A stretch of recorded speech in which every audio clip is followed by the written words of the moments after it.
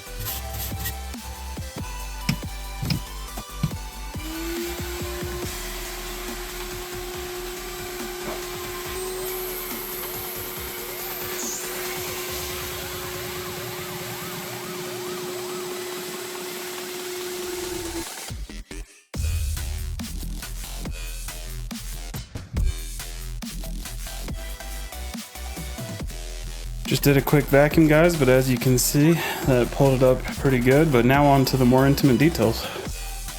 I'm using some 4.0 or 4.0, however you want to say it, steel wool and a little bit of glass cleaner to refresh this chrome exhaust right here.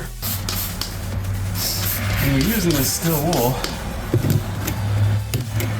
for a lot of repetitions, you want to wear gloves. Just trust me. I learned the hard way.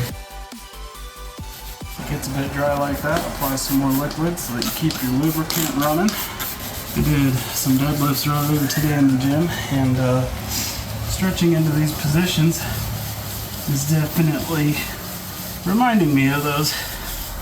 You know, if I watch some more Sam content, and I think you know which Sam I'm talking about if you're into fitness at all, I could definitely bring a bit more chill vibe to the channel and just slowly explain all the things I'm doing as I'm doing them.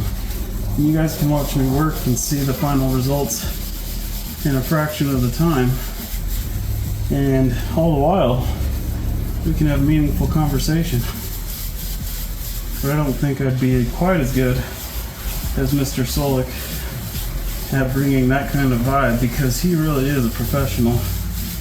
But I'm doing my best here while I'm working on this chrome exhaust, mostly just to take my mind off the task at hand.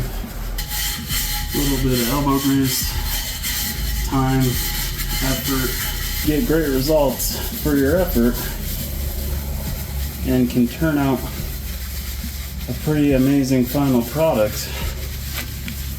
I don't want to spend all day on this exhaust, so it's much improved. We'll wipe it off and see what we got. If you end up having some spider webbing in your chrome from applying pressure with the steel wool, you can use a little bit of this fine polish, the brand doesn't really matter, and clean that up to bring it to a brighter shine.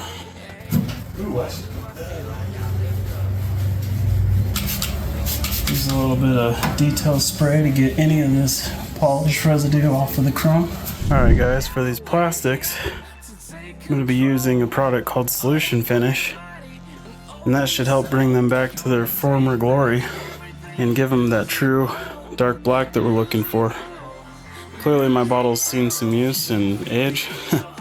Hopefully it still works, so we'll test it on an inconspicuous spot that's heavily used.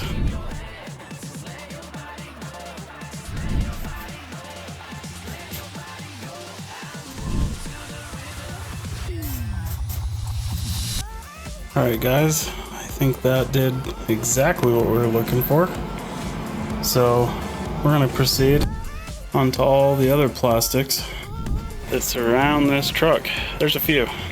Let's get busy. Now a trick I like to use for these little pesky hard to reach areas is a Q-tip. You can get right in there and work the product into those hard to reach areas. You have a lot more professional result in the end. The final step with the solution finish is to take a clean rag and remove any extra residue that's there and buff it to an even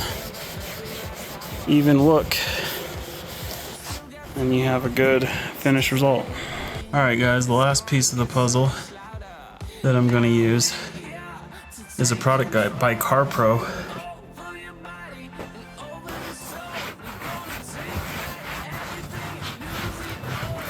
Alright guys, we got a good looking finish on our cover here. Next thing is take a clean rag once again, same as the solution finish, and buff it off to a nice even look so it's not so glossy. Alright guys, we got her all cleaned up, ready to resell. She's located in northern Utah, so if you or someone you know is interested, come check it out. Let me know how I did on my cleanup. The sun's getting pretty low, big guy. If you think you know that reference, let me know. Other than that, I'll catch you guys in the next one. Learning curve. Yeah, I'm falling, can you keep me coming?